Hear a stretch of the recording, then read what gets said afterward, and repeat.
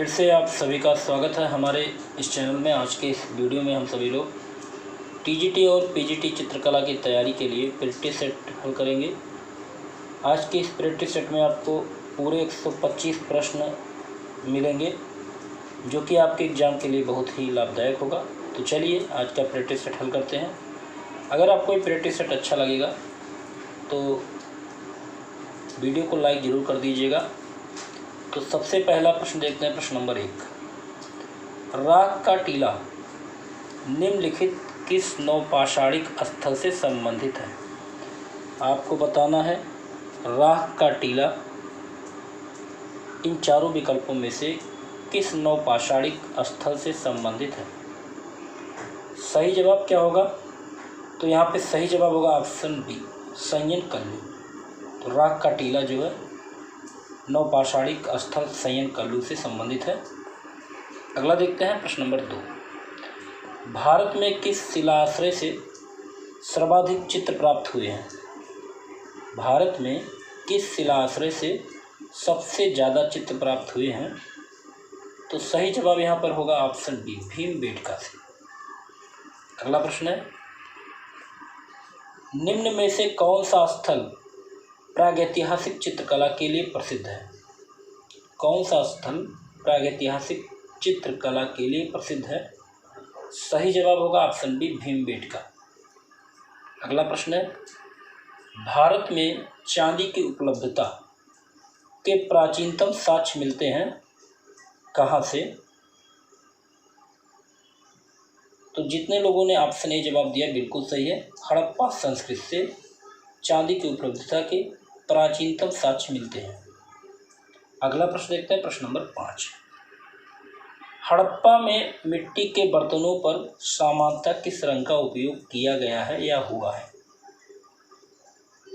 तो सामान्यतः लाल रंग का प्रयोग किया गया है। ऑप्शन ए यहाँ पे सही होगा।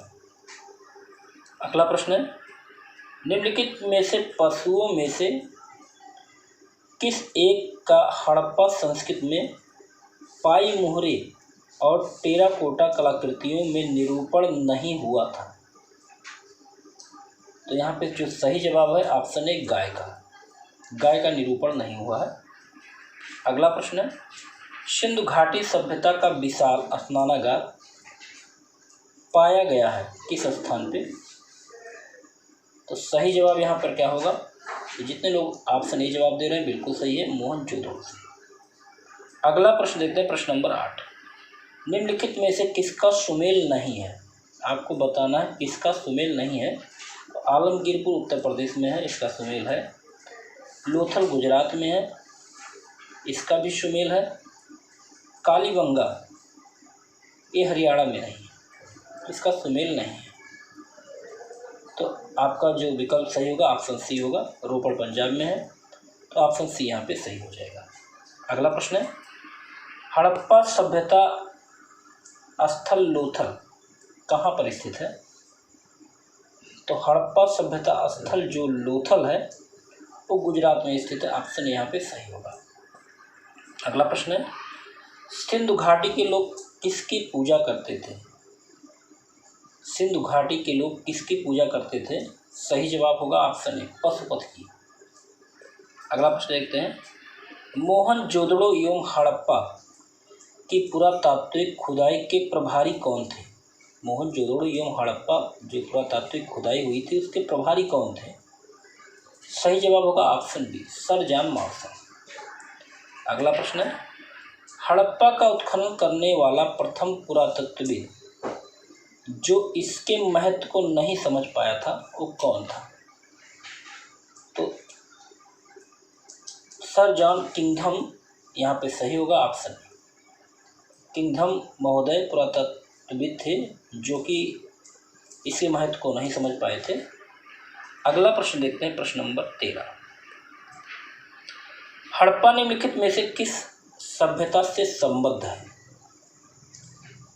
4 विकल्प दिया गया है, सही जवाब क्या होगा? तो यहाँ पे सही जवाब होगा ऑप्शन बी, सिंधु घाटी सभ्यता से। अगला प्रश्न देखते हैं, सिंधु सभ्यता का कौन सा स्थल भारत में स्थित है? आपको बताना है कि सिंधु सभ्यता का कौन सा स्थल है जो अभी भी भारत में स्थित है। सही जवाब होगा ऑप्शन सी, लोथल।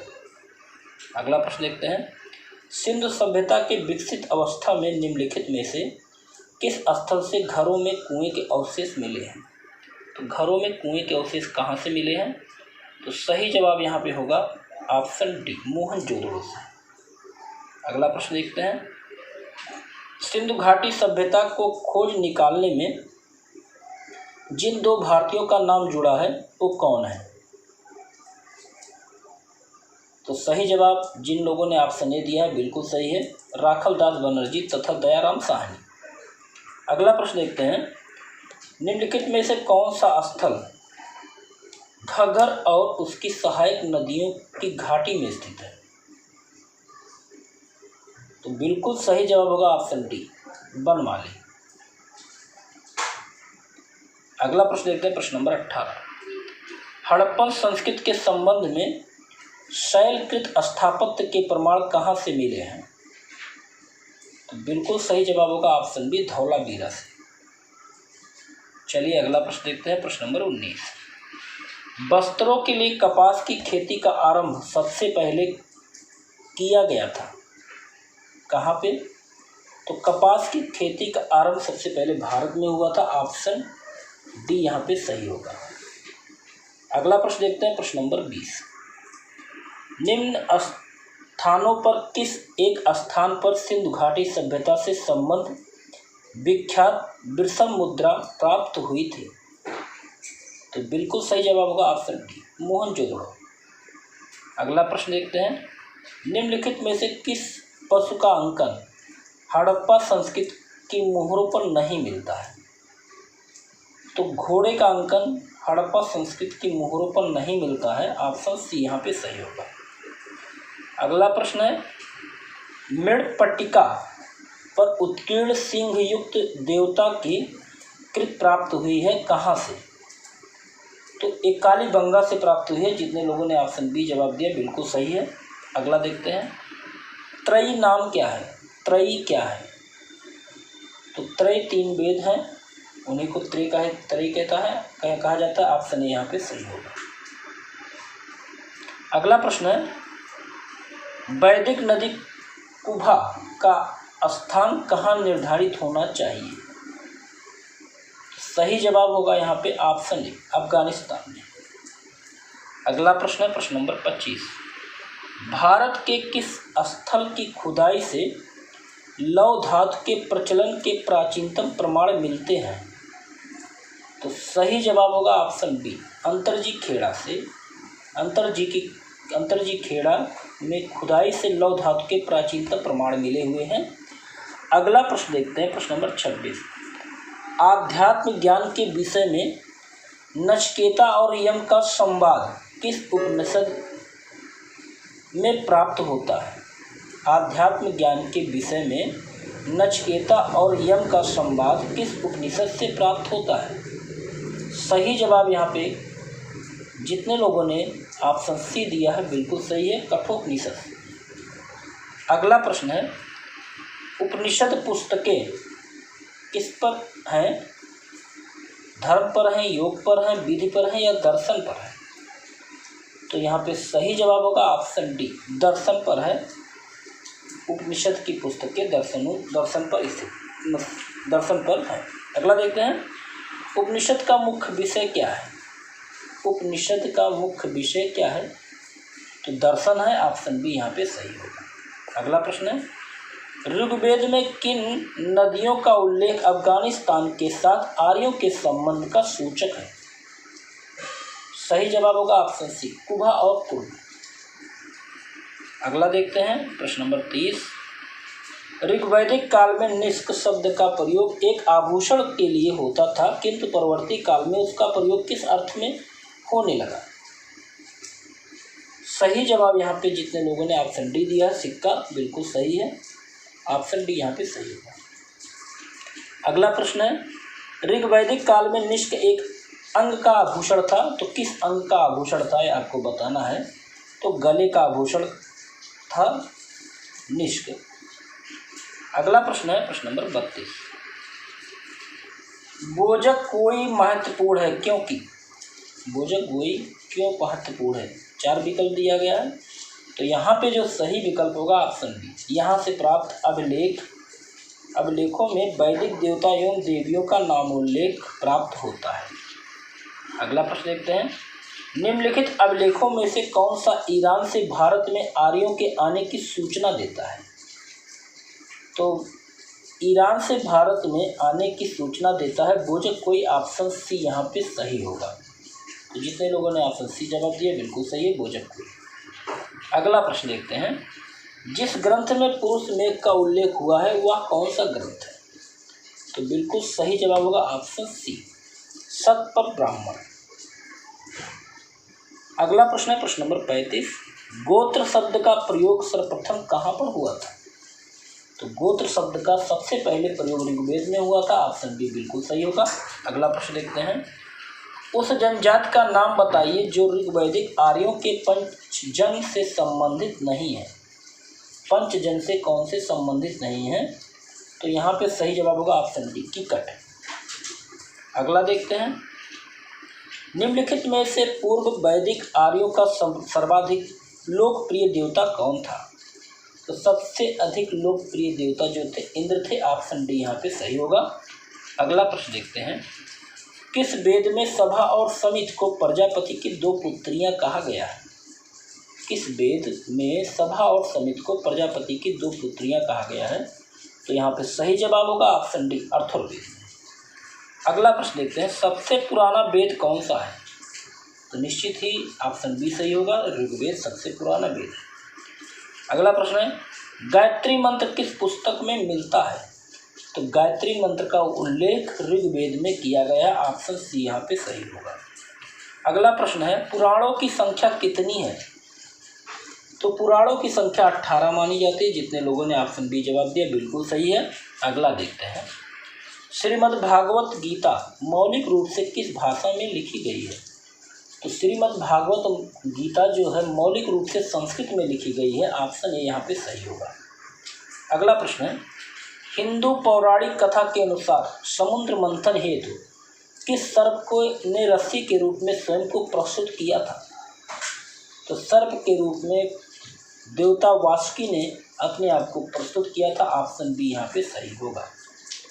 अगला प्रश्न है प्रश्न नंबर 44, सत्यमेव जयते शब्द किस उपनिषद से लिए गए हैं? सत्यमेव जयते, तो सत्यमेव जयते मुंडको उपनिषद से लिया गया है। यहाँ पे ऑप्शन ए सही होगा। अगला प्रश्न देखते हैं प्रश्न नंबर 45, ऋग्वेद की मूल लिपि कौन सी है? तो ऋग्वेद की मूल लिपि जो है वो ब्राह्मी लिपि है। ऑप्शन डी यहाँ पे सही होगा। अगला प्रश्न देखते हैं, अवेस्ता और ऋग्वेद में समानता है। अवेस्ता किस क्षेत्र से संबंधित है? तो बिल्कुल सही जवाब होगा ऑप्शन डी, ईरान से। अगला प्रश्न है, किस शासक के काल में चतुर्थ बौद्ध संगीत का आयोजन कश्मीर में हुआ था? तो बिल्कुल सही जवाब होगा ऑप्शन सी, कनिष्क। अगला प्रश्न है प्रश्न नंबर 48, आलार कलाम कौन थे? आलार कलाम कौन थे? तो सही जवाब होगा ऑप्शन डी, बुद्ध के गुरु का नाम था आलार कलाम। अगला प्रश्न है, भारतीय कला में बुद्ध के जीवन की किस घटना का चित्रण मृग सहित चक्र द्वारा हुआ है? सही जवाब होगा ऑप्शन सी, प्रथम उपदेश। अगला प्रश्न देखते हैं, बोध गया में महाबोधि मंदिर बनाया गया जहाँ पे क्या हुआ था? तो जहाँ पे गौतम बुद्ध को ज्ञान प्राप्त हुआ था। ऑप्शन बी यहाँ पे सही होगा। अगला प्रश्न देखते हैं, त्रिपिटक क्या है? बताइए त्रिपिटक क्या है? तो बिल्कुल सही जवाब जिन लोगों ने ऑप्शन डी दिया है बिल्कुल सही है, बुद्ध के उपदेशों का संग्रह है त्रिपिटक। अगला प्रश्न है, विश्व का सबसे ऊंचा कहा जाने वाला विश्व शांति स्तूप बिहार में कहाँ पर स्थित है? तो बिहार में जो विश्व शांति स्तूप है वो है राजगीर में। ऑप्शन सी यहाँ पे सही होगा। अगला प्रश्न है, वह स्तूप स्थल जिसका संबंध भगवान बुद्ध के जीवन की किसी घटना से नहीं रहा वह कौन सा स्थान है? तो यहाँ पे सही जवाब होगा ऑप्शन बी, सांची। तो सांची के स्तूप से भगवान बुद्ध की किसी भी घटना से संबंध नहीं है। अगला प्रश्न है, भारत में पहले जिस मानव प्रतिमाओं की पूजा की गई थी वह किसकी थी? तो सही जवाब यहाँ पे होगा ऑप्शन सी, भगवान बुद्ध की थी। अगला प्रश्न है प्रश्न नंबर 55, बुद्ध की खड़ी प्रतिमा निम्न में से किस काल में बनाई गई थी? तो बुद्ध की खड़ी प्रतिमा कुषाण काल में बनाई गई थी। ऑप्शन बी यहाँ पे सही होगा। अगला प्रश्न है, भारत के प्राचीनतम प्राप्त सिक्के किसके हैं? तो भारत में प्राचीनतम प्राप्त सिक्के जो हैं वो चांदी के थे। ऑप्शन डी यहाँ पे सही होगा।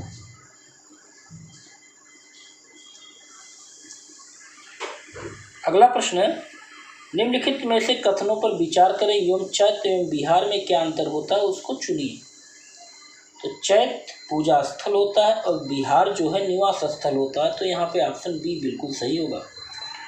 अगला प्रश्न है, प्राचीन भारत में निम्नलिखित में से कौन सी एक लिपि दाईं ओर से बाईं ओर लिखी जाती थी? तो कौन सी लिपि दाईं ओर से बाईं ओर लिखी जाती थी? सही जवाब होगा ऑप्शन डी, खरोष्ठी। अगला प्रश्न है प्रश्न नंबर 59, उत्तर प्रदेश में बौद्ध एवं जैनियों के दोनों की प्रसिद्ध तीर्थ स्थली कौन सी है? सही जवाब होगा ऑप्शन बी, कौशाम्बी। कौशाम्बी जो है उत्तर प्रदेश में बौद्ध एवं जैनों दोनों की प्रसिद्ध तीर्थ स्थली है। अगला देखते हैं, देश में निम्न में से किसने मूर्ति पूजा की नींव रखी थी? तो मूर्ति पूजा की नींव रखने वाले थे बौद्ध धर्म। ऑप्शन बी यहाँ पे सही होगा। अगला प्रश्न है, योग के आविष्कारक कौन थे? तो योग के आविष्कारक जो हैं वो पतंजलि ऋषि हैं। ऑप्शन सी सही होगा। अगला प्रश्न है, लुम्बिनी गौतम बुद्ध का जन्म स्थान था, इसका समर्थन किसके एक अभिलेख से होता है? तो अशोक के अभिलेख से होता है। ऑप्शन ए सही होगा। अगला प्रश्न देखते हैं प्रश्न नंबर 63, अशोक ने बौद्ध होते हुए भी हिंदू धर्म में आस्था नहीं छोड़ी, इसका क्या प्रमाण है? इसका प्रमाण है ऑप्शन सी यहाँ पे सही होगा, देव नाम प्रिय की उपाधि इन्होंने धारण की थी। अगला प्रश्न देखते हैं प्रश्न नंबर 64, सांची का स्तूप किसके शासन काल में बनवाया गया था? तो सांची का स्तूप जो बनवाया गया था वो अशोक के शासन काल में बनवाया गया था। ऑप्शन बी यहाँ पे सही होगा। अगला प्रश्न है, कालसी प्रसिद्ध है किस लिए? तो कालसी जो प्रसिद्ध है वो अशोक के शिलालेख के कारण प्रसिद्ध है। ऑप्शन सी यहाँ पे सही होगा। अगला प्रश्न देखते हैं, सारनाथ स्तंभ का निर्माण किसने किया था? तो सारनाथ स्तंभ का निर्माण अशोक के द्वारा किया गया था। ऑप्शन बी जितने लोगों ने किया है बिल्कुल सही है। अगला प्रश्न देखते हैं, निम्नलिखित में से किसे सर्वश्रेष्ठ स्तूप मानते हैं? तो सर्वश्रेष्ठ स्तूप की गणना होती है सांची के स्तूप की। ऑप्शन सी सही होगा। अगला प्रश्न है, अशोक के शिलालेख में प्रयुक्त भाषा कौन सी है? अशोक के शिलालेख में प्रयुक्त भाषा जो है वो प्राकृत है। ऑप्शन बी यहाँ पे सही होगा। अगला प्रश्न देखते हैं 69, ब्राह्मी लिपि का प्रथम उद्वाचन किस पर उत्कीर्ण अक्षरों पर किया गया था? तो यहाँ पे सही जवाब होगा ऑप्शन ए, पत्थर की पट्टियों पर। अगला प्रश्न है, अशोक के शिलालेखों को सफलतापूर्वक सर्वप्रथम किसने पढ़ा था? तो सबसे पहले अशोक के शिलालेख को पढ़ने वाले थे जेम्स प्रिंसप। अगला प्रश्न देखते हैं, वह स्थान जहाँ पर अशोक ब्राह्मी लिपि का पता चला है कौन सा स्थान है? सही जवाब होगा ऑप्शन बी, अनुराधापुर। अगला प्रश्न है, अशोक के ब्राह्मी अभिलेखों को सर्वप्रथम किसने पढ़ा था? अशोक के ब्राह्मी अभिलेखों को सबसे पहले पढ़े थे जेम्स प्रिंसप। ऑप्शन ए सही होगा। अगला प्रश्न देखते हैं, अशोक का अपने शिलालेखों में सामान्यतः जिस नाम से उल्लेख हुआ वह क्या है? तो वो है प्रियदर्शी। ऑप्शन डी यहाँ पे सही होगा। अगला प्रश्न है 74, निम्नलिखित वक्तव्यों में से कौन सा वक्तव्य अशोक के प्रस्तर स्तंभ के बारे में गलत है? तो आपको गलत बताना है, तो इस पर बढ़िया पाली से बिल्कुल सही है, ये गलत नहीं है। यह खंड है, ये भी आपका सही है। स्तंभों का सेट तुंडाकार है, ये भी सही है। ये स्थापत्य संरचना के भाग है, ये बिल्कुल गलत है। तो यहाँ पे सही जवाब होगा ऑप्शन डी। अगला प्रश्न देखते हैं, प्रश्न नंबर 75। निम्नलिखित में से किस एक अभिलेख में अशोक के व्यक्तिगत नाम का उल्लेख मिलता है? अशोक के व्यक्तिगत नाम का उल्लेख मिलता है मास्की अभिलेख में। ऑप्शन डी यहाँ पे सही होगा।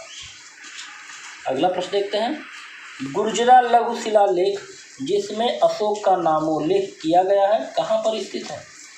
तो सही जवाब क्या होगा? तो सही जवाब होगा ऑप्शन बी, मध्य प्रदेश के दतिया जिले में। अगला प्रश्न आते हैं, केवल वह स्तंभ जिसमें अशोक ने स्वयं को मगध का सम्राट बताया है, तो मगध का सम्राट बताया गया है वो है भाब्रू स्तंभ लेख। अगला प्रश्न देखते हैं, प्रश्न नंबर 78। उत्तराखंड में सम्राट अशोक के शिलालेखों की एक प्रति कहाँ पर मिली है? सही जवाब होगा ऑप्शन डी, कालसी जिला देहरादून में। अगला देखते हैं, प्रश्न नंबर 79। निम्नलिखित में से किस अभिलेख में चंद्रगुप्त और अशोक दोनों का उल्लेख किया गया है? सही जवाब होगा ऑप्शन बी, महाक्षत्रप रुद्रदामन का जूनागढ़ अभिलेख। अगला प्रश्न है, प्रश्न नंबर 80। इलाहाबाद के अशोक स्तंभ किसके शासनकाल के बारे में सूचना प्रदान करता है? सही जवाब यहाँ पे क्या होगा? सही जवाब होगा ऑप्शन डी, समुद्रगुप्त के बारे में जानकारी प्रदान करता है। अगला प्रश्न है, कहा जाता है कि शतरंज के खेल अद्भुत हुआ था, कहाँ पर हुआ था इसका निर्माण? तो बिल्कुल सही जवाब होगा ऑप्शन डी, भारत में शतरंज खेल का निर्माण हुआ था। अगला प्रश्न है, भारत में सबसे प्राचीन बिहार कौन सा है? तो भारत में जो सबसे प्राचीन बिहार है वो नालंदा बिहार है। ऑप्शन ए यहाँ पे सही होगा। अगला प्रश्न देखते हैं, नालंदा कहाँ पर स्थित है? नालंदा जो स्थित है वो बिहार में स्थित है। ऑप्शन डी यहाँ पे सही होगा। अगला प्रश्न है, खजुराहो मंदिर स्थापत्य के निर्माण में सहयोगी थे? तो खजुराहो मंदिर स्थापत्य के निर्माण में सहयोगी थे चंदेल शासक। ऑप्शन ए यहाँ पे सही होगा। अगला प्रश्न है 85 नंबर, चंदेल राजाओं ने निर्माण किया था, तो चंदेल राजाओं ने खजुराहो मंदिर का निर्माण किया था। ऑप्शन डी यहाँ पे सही होगा।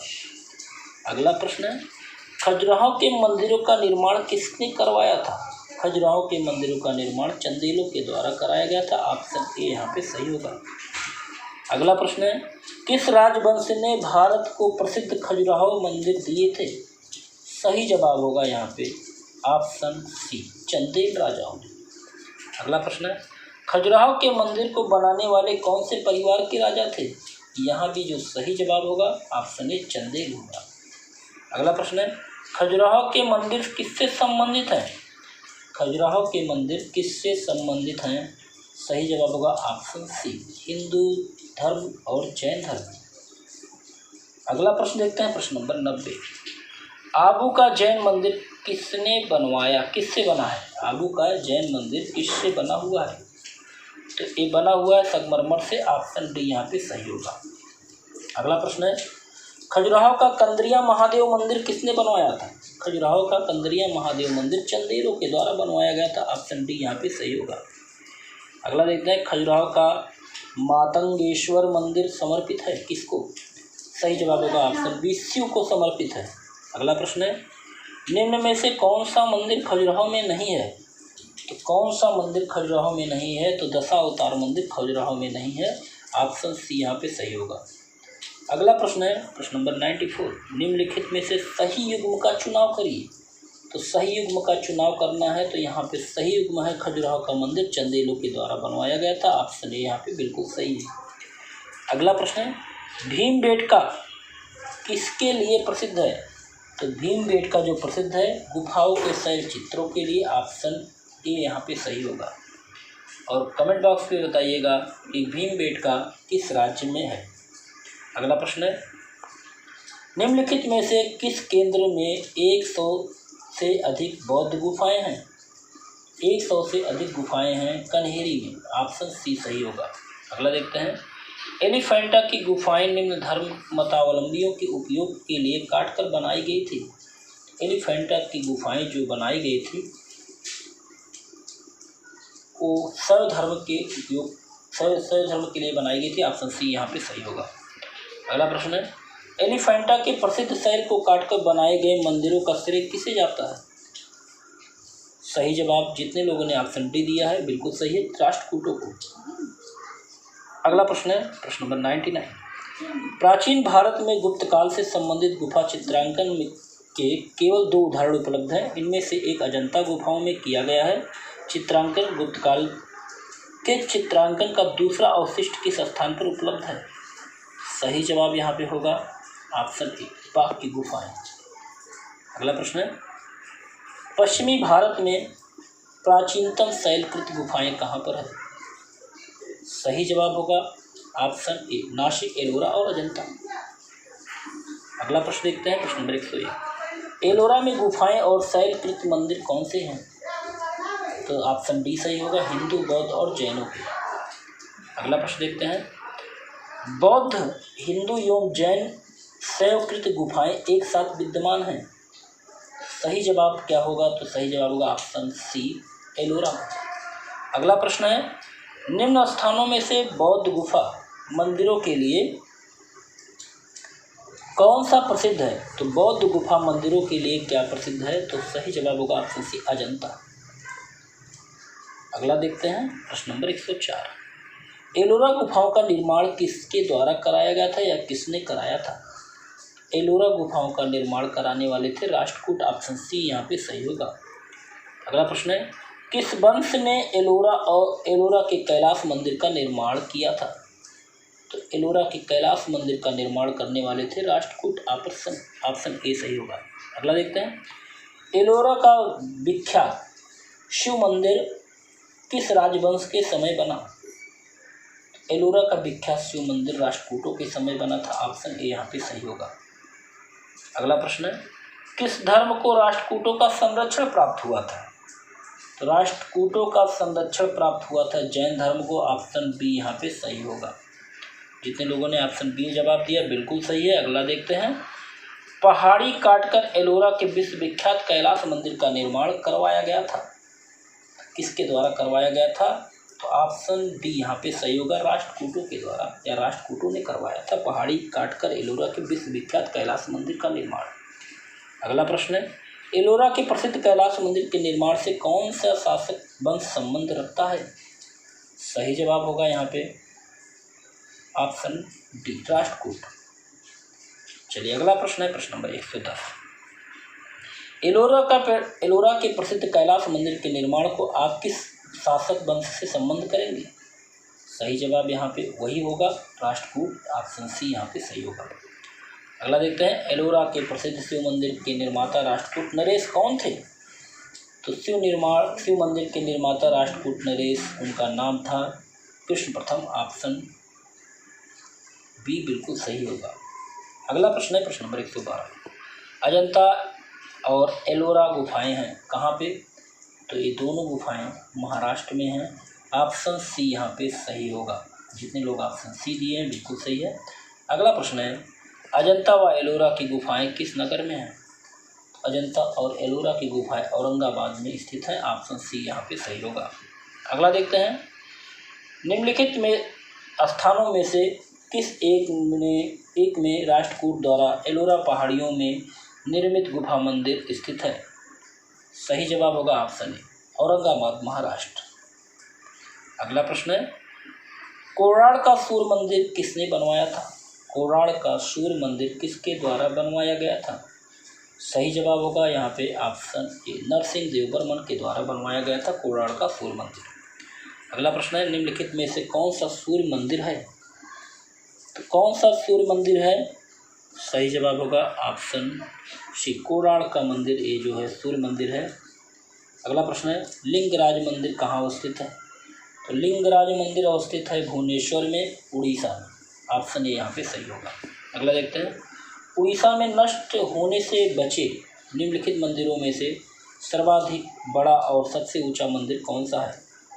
सही जवाब होगा यहाँ पे ऑप्शन सी, लिंगराज मंदिर। अगला प्रश्न देखते हैं, प्रश्न नंबर 119। अंकोर वाट का मंदिर कहाँ स्थित है? अंकोर वाट का मंदिर कंबोडिया में स्थित है।